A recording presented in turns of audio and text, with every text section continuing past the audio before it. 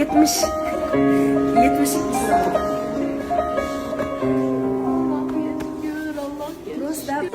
Gah o'zgarar sokin hayot, kimdir to'sar daryoni ham.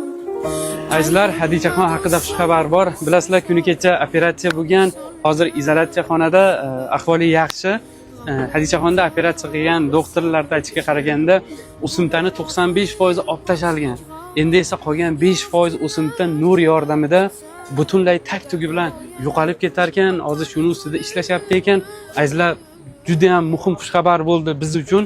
Xudo xolasa boshqa yuzi shishib ketmaydi, keyinchalik sog'lom hayotga qaytadi. Bu muhim xabarni hammaga tarqatib qo'yinglar. Yana bir muhim yangilik, boshqa hech qanaqa davlatga borishi shart emas ekan, shu yerda butunlay tuzalib O'zbekistonga qaytadi. Azizlar, qaytadi. Hozir biz birinchi etap operatsiya uchun to'lovini qildik.